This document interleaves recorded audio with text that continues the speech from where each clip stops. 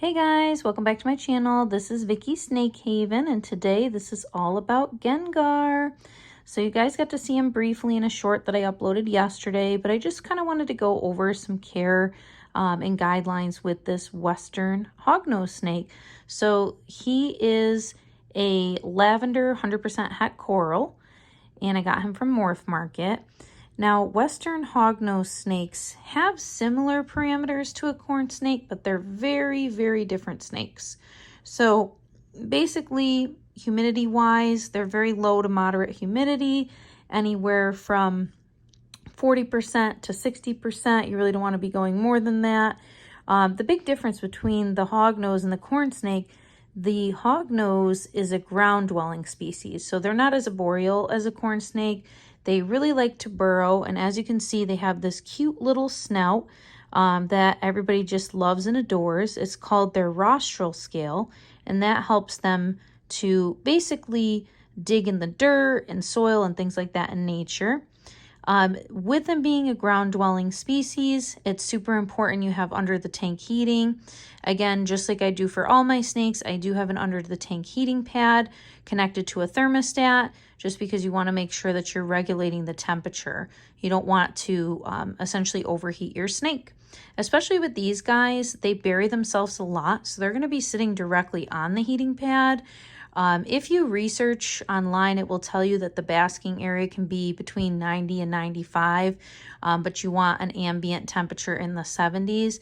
I personally set mine to 88 degrees. With the thermostat, what happens is it heats the heating pad up to 88 degrees, then it shuts off, then it goes down to 85, and once it hit 85, it goes back up and turns on to bring the heat back to 88. So that's what I keep mine on for the basking side.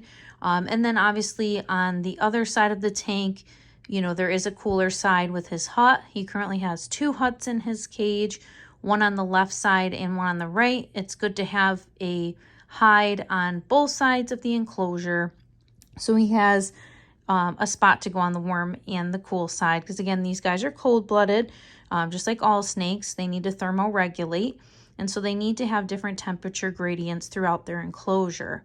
Now with these guys, you know, I do have things in his enclosure for enrichment, like a branch and leaves and things for him to climb on, but they really don't do that. That's more of a corn snake thing. They mainly do a lot of burrowing and digging and going underground. So these guys are definitely more ground dwellers.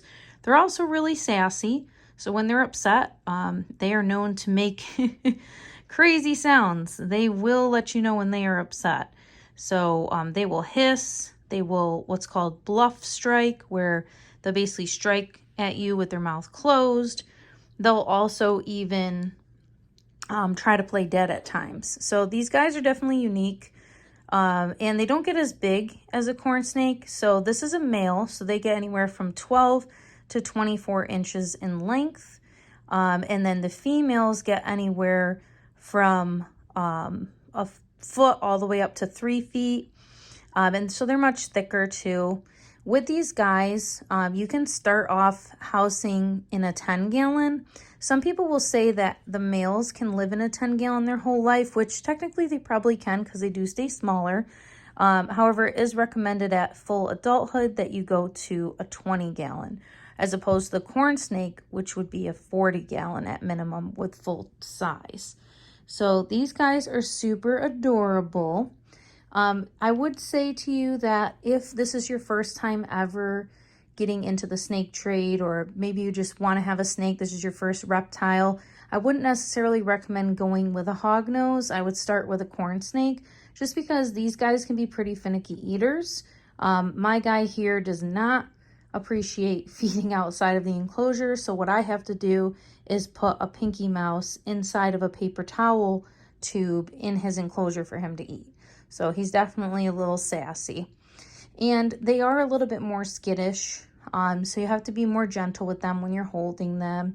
One thing that I do like is when you hold him, he's not as flighty as a corn snake. He kind of just hangs out with you, he plops on you, whereas the corn snake can be a little bit more fast.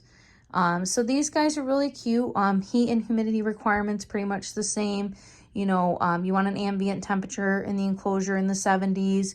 You want to stay in that 40 to 60% humidity range.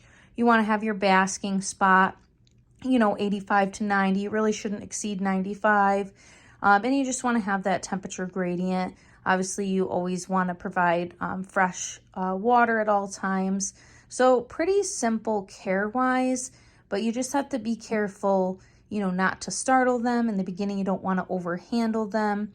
And just don't get afraid if they bluff strike at you or they hiss. That's something that they do when they're afraid.